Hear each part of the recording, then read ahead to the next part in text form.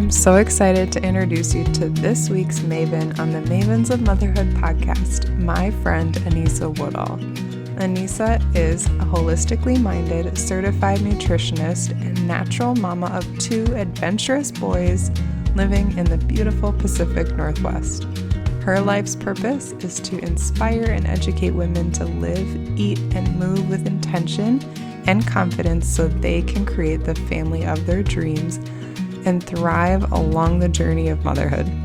She obtained her BS degree in nutrition and exercise science and MS degree in clinical nutrition at Bastyr University, the leading institution in natural health sciences.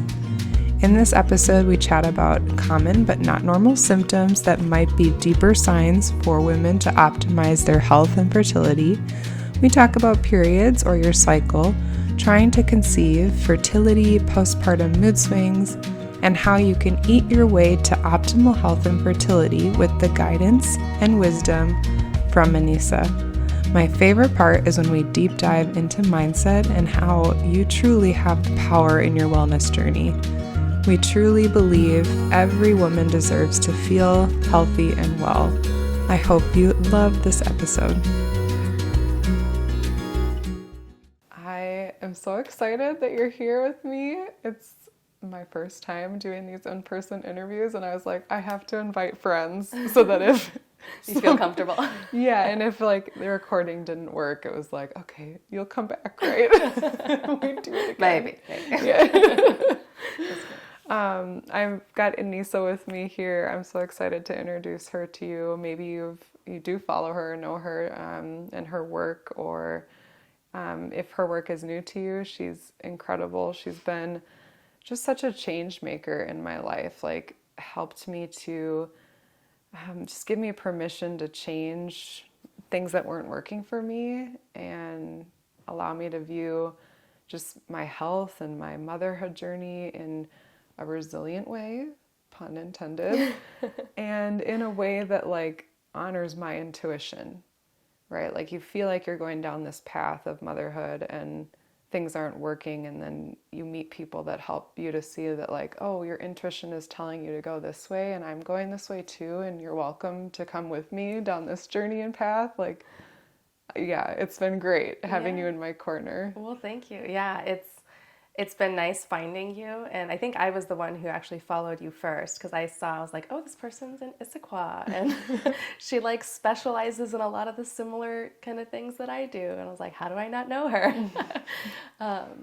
But yeah, it's funny you say like pun intended with the resilient, so kind of an inside joke, I guess, between Ella and I, but for those who don't know, the name of my business is Resilient Health, and and I use that word a lot in my online course, Resilient Motherhood. I have another course called Resilient Hormones, and I really love that word because I do feel like as humans, as women, we are supposed to undergo challenge. Life isn't supposed to be easy. We're always going to have our own challenges that come up, and it's really a matter of like, do we find that resiliency within us, right? Like, we all have it. And there's actually this, what's coming to mind is this, there's a Baha'i quote that says, man is a mine rich in gems of inestimable value. Education can alone cause it to reveal its treasures. And when I think of that, that's kind of where that resiliency comes from. It's like, we have all of these things within us. It's a matter of like deepening our knowledge, our internal and our logical knowledge of, how do we learn how to be more aligned with who we were meant to be. And and so that's kind of where that comes from in my line of work and working with women. Mm-hmm. I always see like the visual representation of resiliency for me is like the willow tree. Like she's strong, but also very fluid and organic and moves with the wind and is able to stay sturdy and grounded, but still be flexible. Mm-hmm.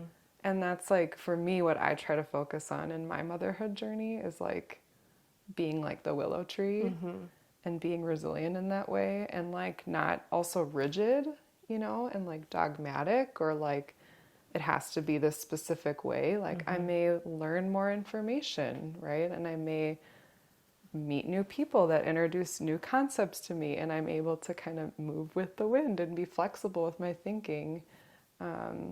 Yeah, it's been great to have you as an inspiration.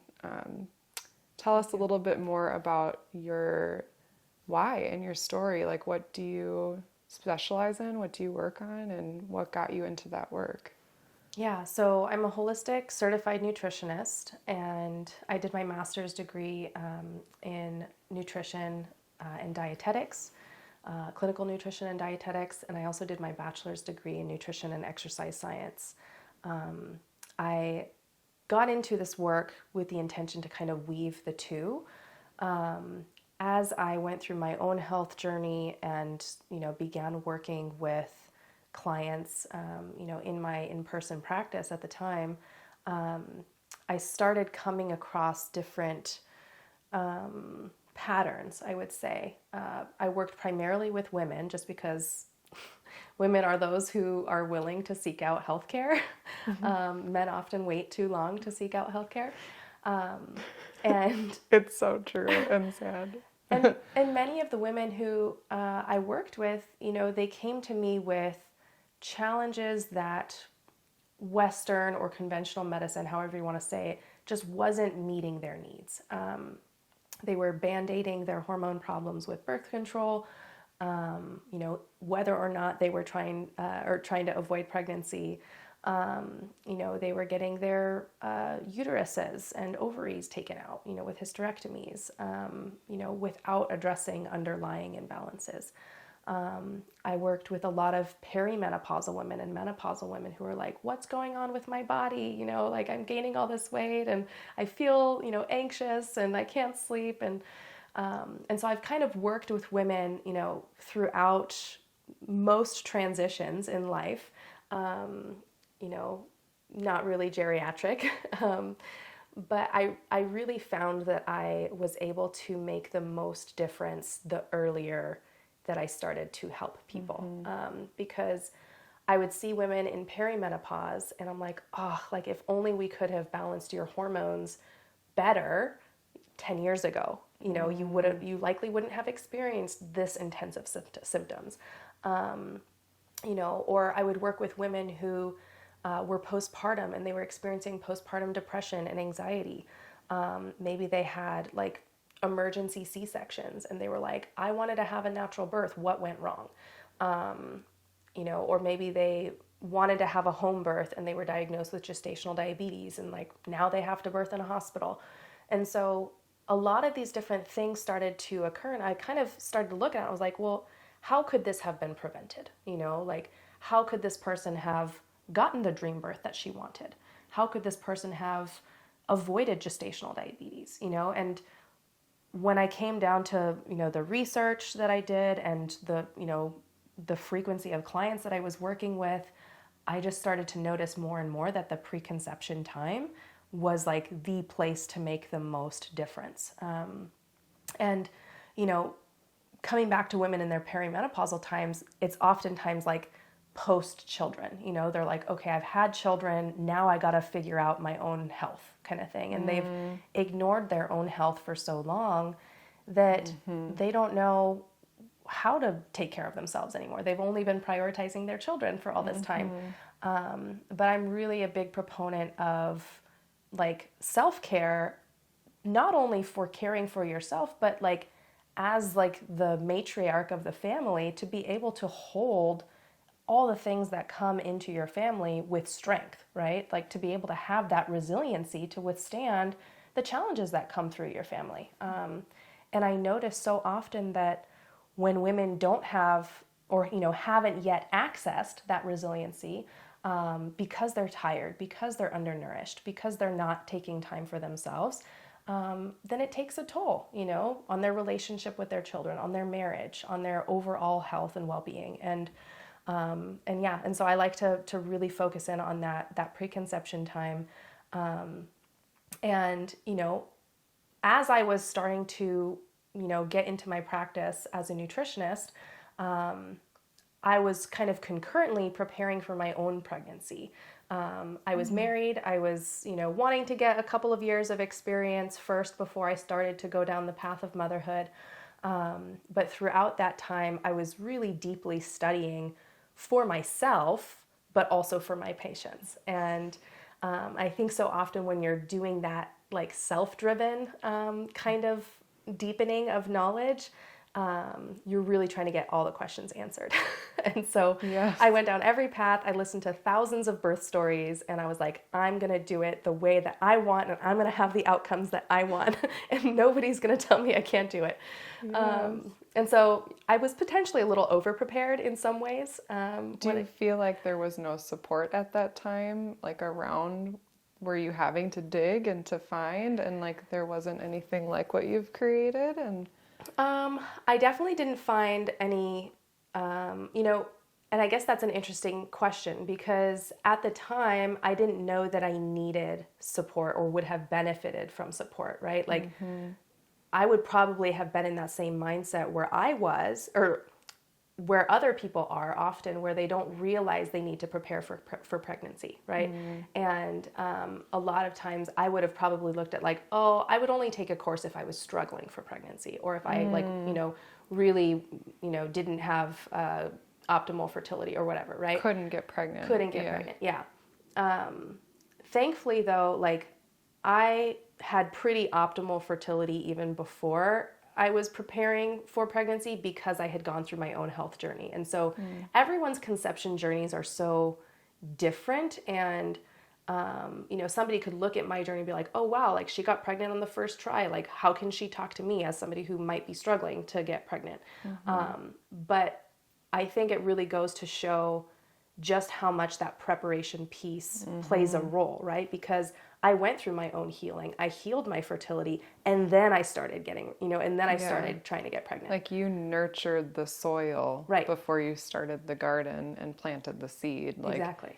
You did the work of that soil work that a lot of people just bypass and go to plant the seed, and they wonder why the seed doesn't grow. Right. Right. Is that a good analogy? That's a really good analogy. Made that up. And I use that all the time.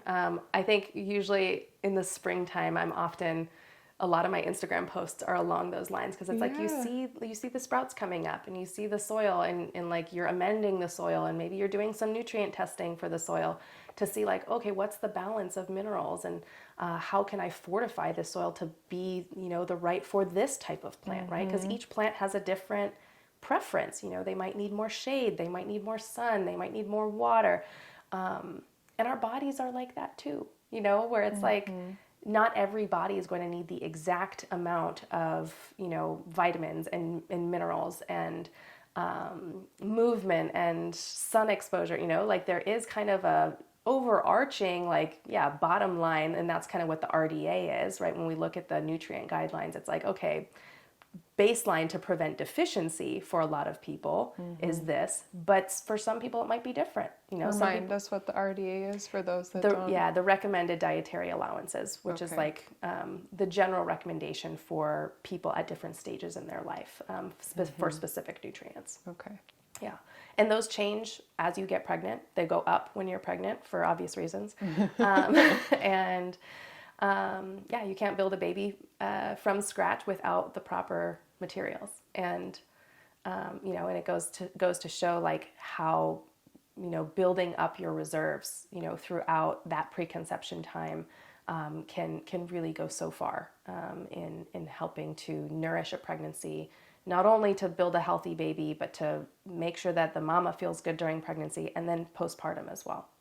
So you shared that you were able to heal your fertility. What did that look like for you when you were going through that journey and researching all of that? Tell me a little bit more about your experience. Yeah. So at the time, I was trying to just feel better. Like that was my primary goal at the time. I had gone through my teenage years having intense, debilitating period pains, where I would cramp, I would be in the fetal position in bed, just crying, literally crying. And I kind of laugh about it now because it's like, wow, I can't believe it was so bad. At the same time, like it was so real. And very similar to the labor of my first child to kind of give any, a description of what it was like. And so that was something that I didn't know was a problem. Anybody who I talked to was like, oh yeah, like periods are supposed to hurt. And there were some people in my life who didn't have period pain. I was like, oh, she's lucky, And my mom never had period pain. My dad thought I was faking it. He was like, you can't possibly be hurting this much. And I was just, I felt invalidated in my experience. And so I had come to the conclusion that, oh, this is just my normal. And that was one of the symptoms that I had had. I had had really, really just extreme fatigue. I was falling asleep at 9 a.m. In my classes. I was taking 3-hour naps in the afternoon. I was going to sleep at like 8 or 9 p.m. and just like couldn't stay up late, couldn't do anything. If I did stay up late, because there were some times where like needed to study for an exam at the time I was in college. And I remember pulling an all-nighter and like the next day I got super sick because it was like, my body was like, what are you doing? And so, yeah, I think fatigue, period pain, acne, my hair was falling out, list the symptom, I had it. I was passing out, like I had dizziness and fainting. There was like, the list is long. And I think it's something that a lot of people looking from the outside, they were like, oh, you're young, you're healthy, you're fit. And I put fit in quotes because I was super skinny and lean and I had visible muscle. But the interesting thing was that I wasn't able to put on muscle. I worked out a lot. I was a really competitive athlete. And despite that, I couldn't gain muscle. And I was like, well, I maybe look healthy, but I wasn't healthy. I didn't feel healthy. And again, I kind of normalized that for myself. And I was like, oh, like this is just my personal experience. And I just feel this way. And this is just how I'm going to go through life. It wasn't until I met my husband when I switched schools and went to Bastyr University. He was in school to become a naturopathic doctor. He was in his second year at the time.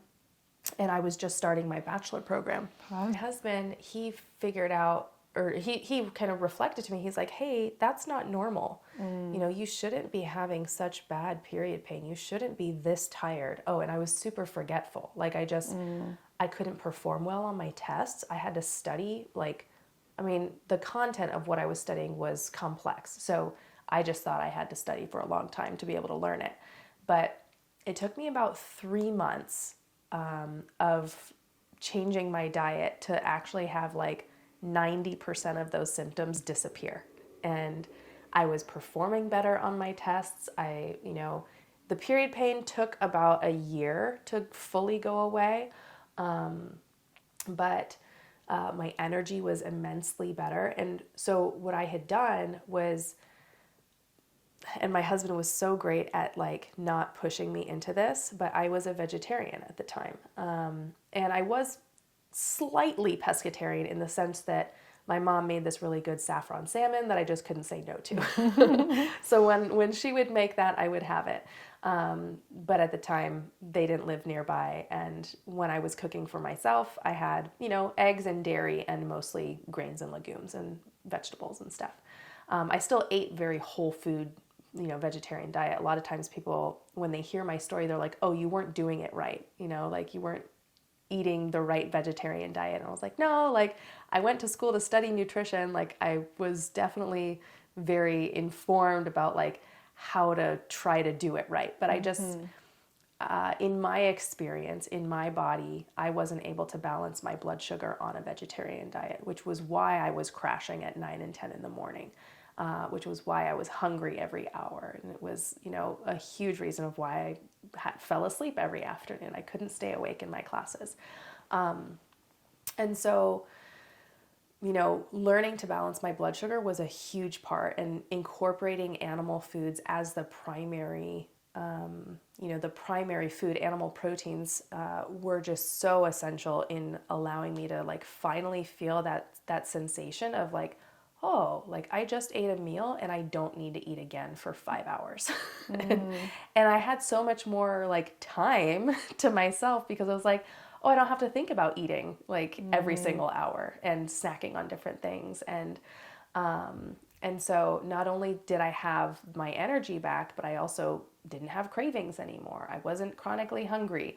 And when your blood sugar is balanced, then you're able to think more clearly and remember things better. And when your blood sugar is balanced, then your hormones are functioning better. And, it's like the blood sugar balance was one of the foundational pieces. But then, when it comes to another side of the importance of animal proteins for me was that I was really depleted in the nutrients that comes with those foods. And I say proteins, but it's not just the protein, right? If you were to get a protein powder, you wouldn't still get the same nutrition that you would get from a steak, for example.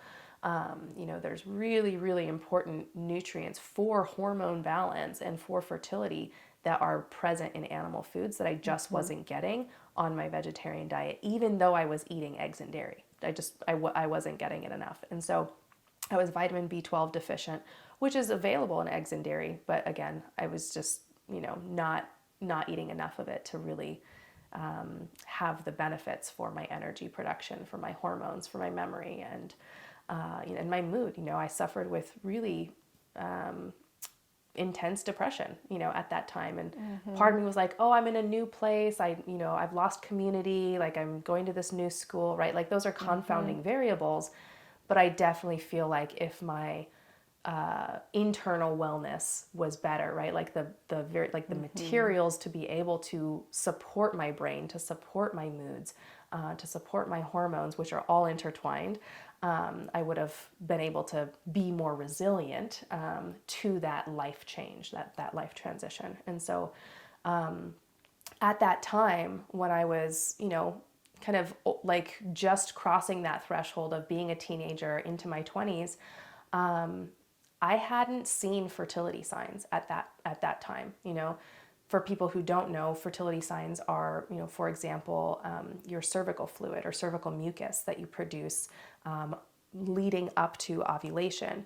And, other fertility signs are a little bit more, I don't want to say invasive, but one of them is checking your cervical position, which I just wasn't doing at the time. But I had started tracking my basal body temperatures, which is another type of fertility sign. And my temperatures were low, right? And a low basal body temperature before ovulation indicates malnourishment, hypothyroid, just really a weakness in the system, right? I would say in Chinese medicine, they would probably look at this as a really a low qi, or in naturopathic medicine, they call it the vis, the vital force. And so it's I had a really low vital force at that time.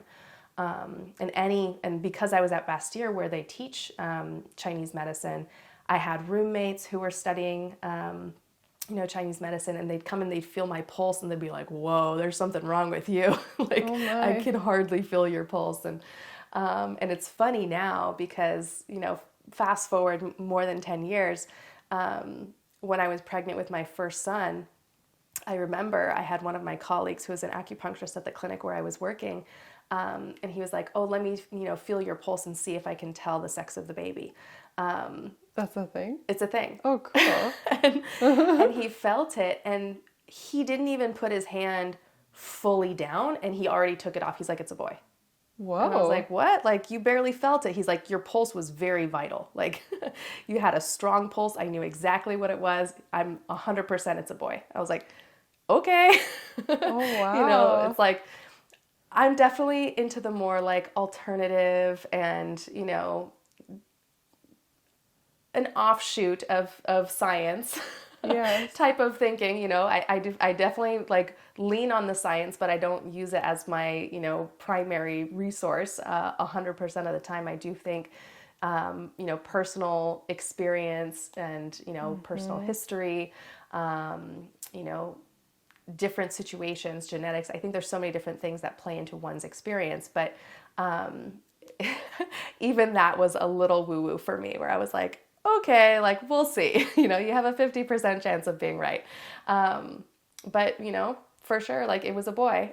And, but I think that just speaks to like how the vitality of my pulse had changed over that time, right? And so, yeah, I mean, it took a lot of really intentional diet changes to be able to shift my wellness. And my primary goal at the time was not to optimize my fertility, although I was like wanting to just overall improve my health so that I could have a baby when I was ready.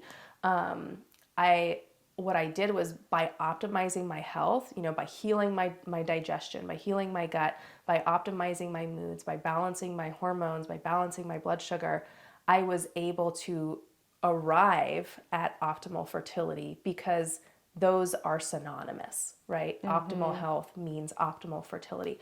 Unless, of course, there's like a non-hormonal barrier to fertility, like, you know, a blocked tube, for example, you know, where it's like a physiological barrier. Or you're in a different age or season of your life. Right. The health and fertility come into a different component when you hit menopause. And yeah. I want to back up to when you were talking about like normalized symptoms in the cycle and like within fertility and motherhood. Like, what are some other examples that you've seen with your patients now? You talked about your own experiences, but what are some others? So as people are listening or watching this, they're like, can see like, oh, maybe this is what she's talking about. I experienced this. Or like when you said painful cramps and periods, I was like, oh yeah, I normalized that for many years. I thought that was normal. Yeah.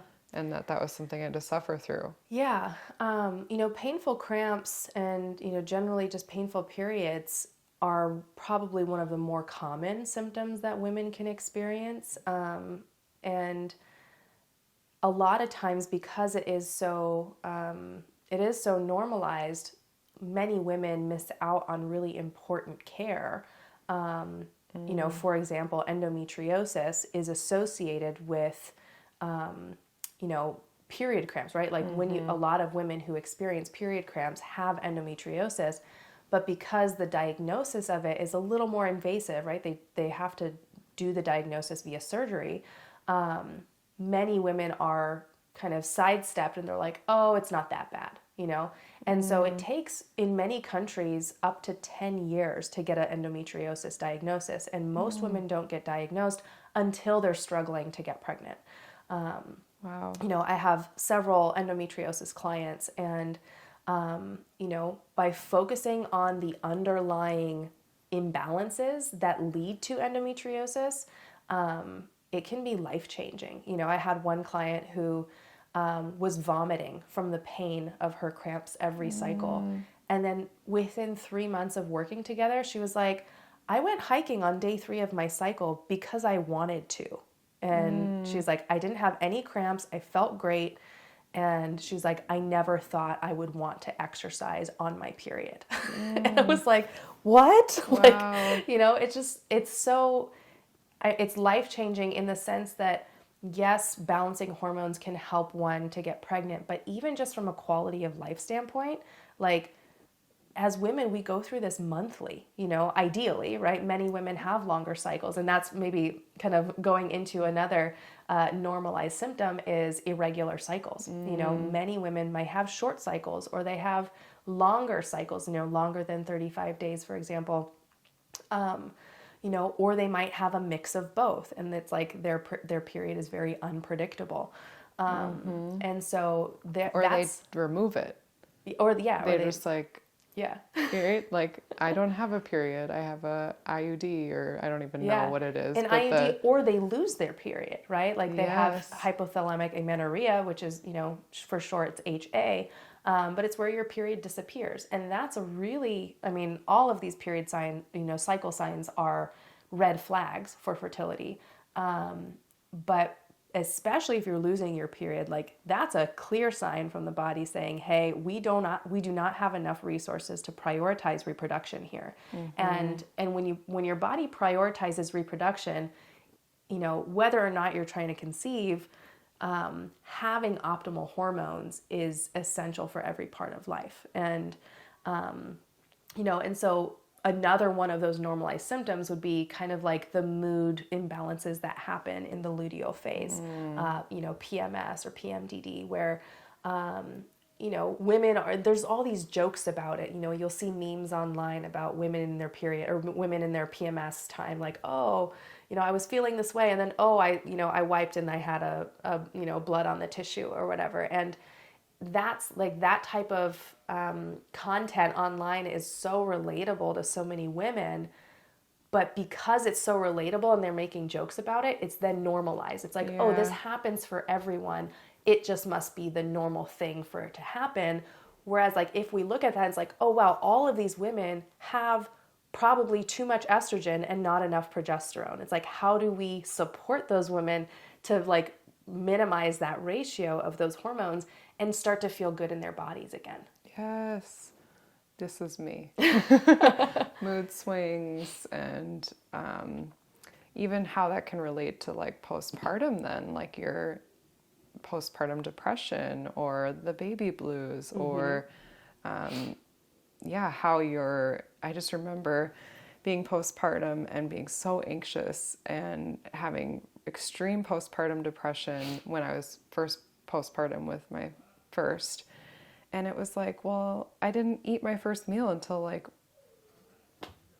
1 or 2 o'clock in the afternoon. And I would just drink coffee. Wow. Like, I know it was awful. That was a totally different Ella, but I kind of was like so overwhelmed. I was like, I'd sleep until 10 to try and get enough sleep. And then by the time I got it together, and it was just a hot mess. I didn't know what I was doing, how to feed myself and how to baby wear. And I was just learning and on my own and struggling. And then it was like, well, of course I felt that way. Of course I had those symptoms of not eating well and being depleted, Yeah. Yeah. And I think so much of postpartum depression can be related to that lack of support, right? It's like, you shouldn't be cooking for yourself in those initial days, right? Like that's another part of this conversation of like most women don't have the support or don't arrange for the support that they need. But there is also, and perhaps because there's that part of it, what's often overlooked is the nutrition piece, right? Yes. Where it's like, I talked about like, I don't remember if I mentioned it actually.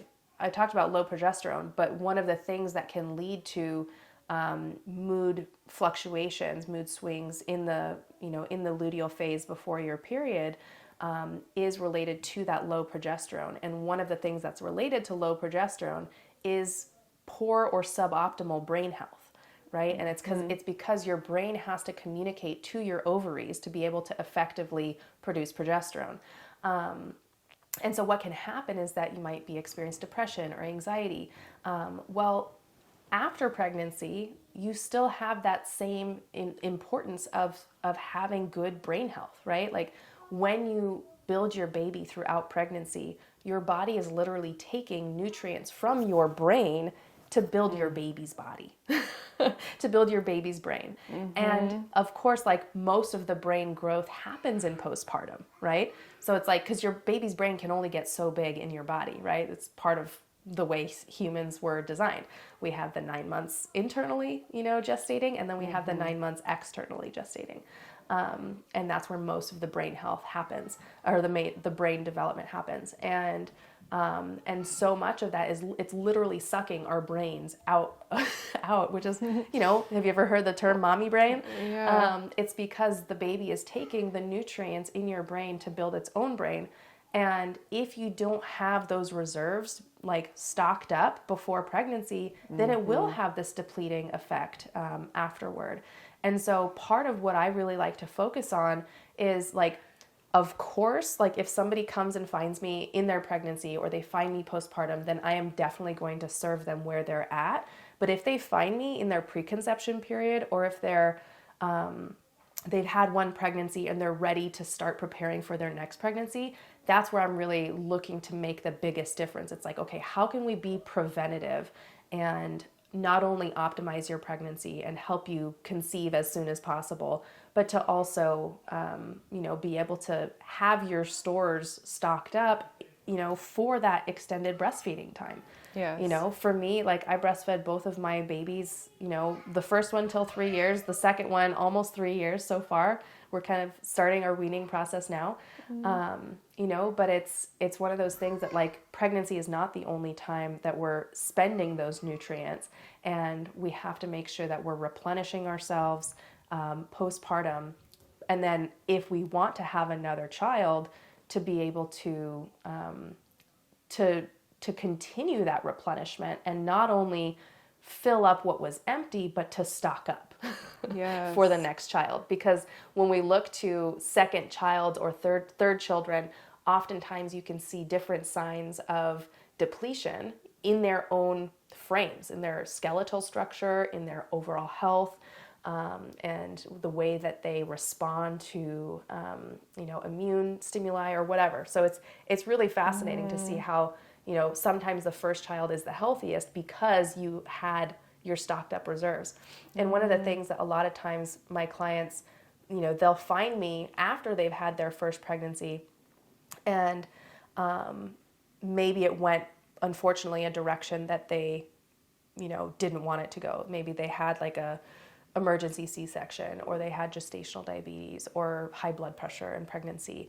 And, or maybe they had a birth that went a way that they didn't want it to go. And so many of those women I find are so motivated to do everything that's in their power so that they don't have that experience again. And so many women, they say, I wish I knew the importance of preconception preparation. I would have done things so differently the first time. And that's where I like to really raise that for people, that even if you did have a great pregnancy and your baby was healthy, that if you don't intentionally replenish for that next child, then things might not go the way you want. Yeah. And if we have this, if it is within our power, right, what we choose to eat, how we sleep, what we expose ourselves to, then why not do what's in our power to be able to optimize that next experience?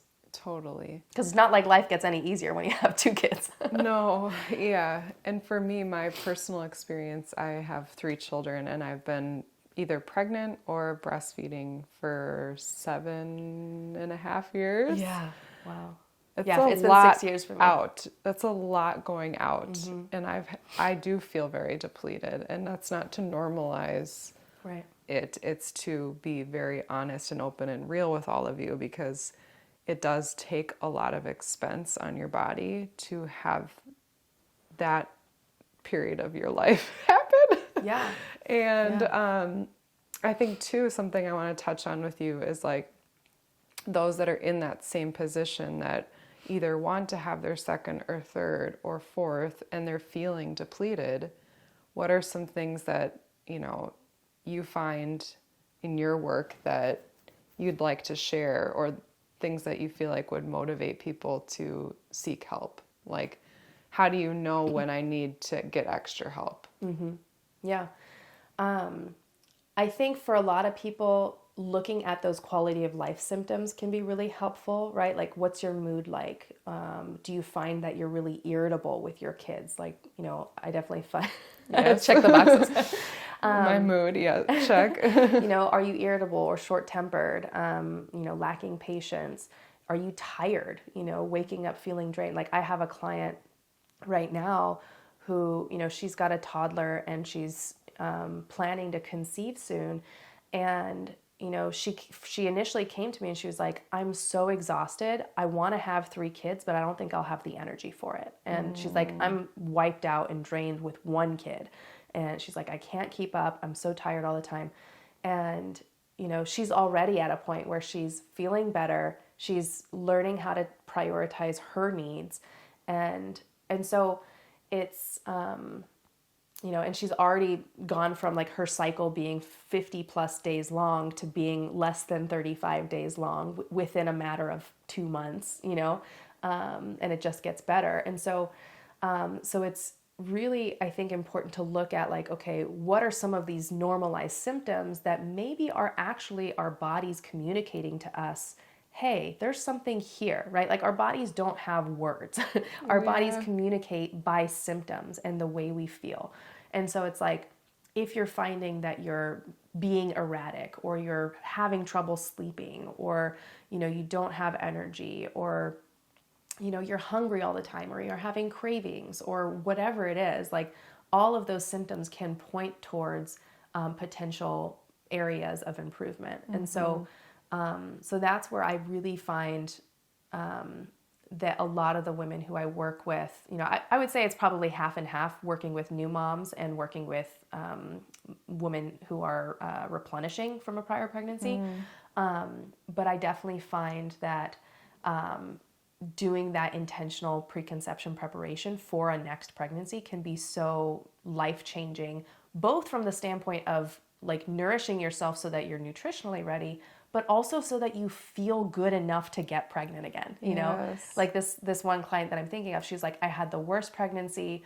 I gained a ton of weight. I couldn't exercise. Like I just, I ate healthy relatively before pregnancy, but all of that went out the window once I was pregnant. And I was like, okay, like we have to rebuild those healthy habits and get your body into a place where you will feel good during your pregnancy so you can have healthy habits continue throughout your pregnancy, Like I felt great in my pregnancy and I felt great postpartum. There were times where I did experience some depression, particularly because I lost my milk supply in pregnancy. And I think that oxytocin withdrawal played a big deal for me, which I think there is some natural fluctuation of hormones through this that bring up the symptom of mood shifts. Yeah. Yes. And I know for me, postpartum with my second, I did also have some minor postpartum depression, more related to lack of support, like for me, nutrition wasn't the main piece behind that. For me, it was like, okay, like I just don't have enough help in-house. My toddler is intentionally waking up the newborn. The labor of it all, or the change of your life, or the shift of your lifestyle or your life can be a whole nother factor to mood. Yeah. Yeah.